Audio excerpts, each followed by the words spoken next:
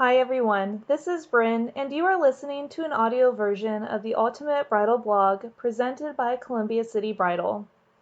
Talking about and looking at finances can give you all sorts of emotions, but it's one of the most important steps you need to take before diving into wedding planning.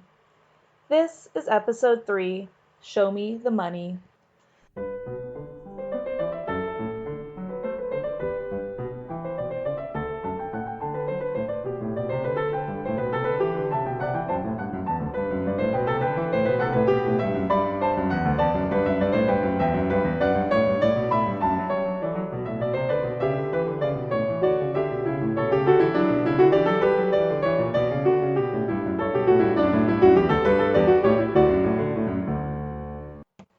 Ah, yes, finances. An uncomfortable topic for most people, but a very important one at that. It is no surprise that weddings cost a lot of money. Money can hold a lot of couples back from doing what they want at their wedding, or it can create some costly future financial decisions. It would be nice if once you were engaged, you could stand on the edge of a cliff and yell, "Show me the money!" And a giant wind blows it in, magically flying all around you for your keeping. But the sad truth is, this doesn't happen. Boo! Since most professional vendors require some type of payment due upon booking, you absolutely need to know what you are working with when it comes to your budget. Each couple will have a different budget, and as long as you are making financially responsible decisions, it's really no one's business how much you want to spend on your wedding. The first thing you need to do is figure out if anyone is going to help you with the money. This may be an awkward conversation if you aren't already sure of the answers, but it's important. You alone know your family, so how you go about that conversation is up to you. You will do yourself a favor, though, if you're open and direct when it comes to where the conversation is heading, and also nice about it. Once the conversation is over, then you know. There are traditions where a bride's family pays for certain parts and the groom's family pays for certain parts, but in this day and age, nothing can be assumed. That is why this step is important.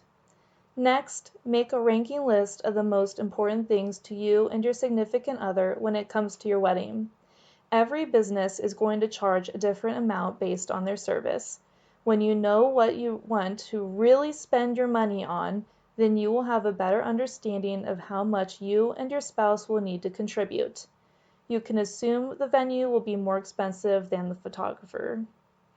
Here is a short example of a ranking list. Number 1, ceremony and venue at the same space. Number 2, live band. Number 3, food. Number 4, outside entertainment. Number 5, photographer. And number 6, flowers. Now that you have your ranking list, it's time to see what is the best way for you to save your money. You will first need to break down your finances. This may give you all sorts of emotions, but it is eye-opening in a good way. When it comes to breaking down finances, the Sytch, who's my husband, has a great post from his own example of how he broke down our finances to see where we could save, and another on how to properly budget. Once you have determined where you could save money, make a pact to really cut down on where you are spending a lot of unnecessary money. If you are having a short engagement, your best bet to saving money is just breaking down where you can save and keep building your bank account up. You have to be very disciplined for this if you want to make sure you have the wedding of your dreams and not drive yourself into debt as a newlywed. This will cause high stress, and you don't need that when it could have been avoided. You certainly don't want any regrets about your wedding when you find yourself in a financial pickle because of it. If you are going to have a long engagement, like 1 or 2 years, you can relax a little bit more when it comes to saving. You can create a high-yield savings account, also known as HYSA, to put monthly contributions into. The amount of interest you will receive will not be life-changing, but it is better than the 0.1% you will receive in your typical bank savings account.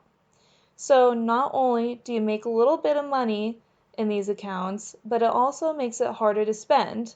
Plus, if you come into an emergency and you absolutely need to take from it, it's quick to be taken out once you jump through the hoops to get there. Basically, it would be more difficult for you to take out the money for everyday things and to buy that cute dress online.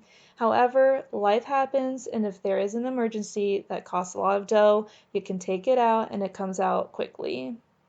If you're interested in an HYSA account, I use Marcus by Goldman Sachs. I've used it for a year and I don't have any complaints so far. Overall, finances can be a heavy, eye-opening topic. Even though it can be uncomfortable and embarrassing to break down your finances, it really is the best way to see where you can save money for your wedding. In summary, here is what you'll need to do when it comes to saving up for your wedding. A. Figure out who all is contributing money to your wedding and set a realistic budget. Lowball it and then give yourself some wiggle room. B. Prioritize parts of the weekend to see where you would like to spend the most on. A venue will be more expensive than a photographer, so if the venue is more important to you, you could go in less on a photographer. C. Figure out where you and your partner are financially and break down your finances. D. Figure out where you could save money the most on. For me personally, it's food. E. Pick a way for you to save your money based on the length of your engagement and your spending discipline. If you're disciplined enough to not spend on unneeded items, you can stick to building up your bank account by saving money and not put it into anything. F. Yell from a hill, "Show me the money!" when you take some out for a vendor. Not required, but heck, that would be fun. Once you have finances figured out, it will totally help reduce stress while planning since you don't have unknowns with what you are working with. So now you can let the planning fun begin.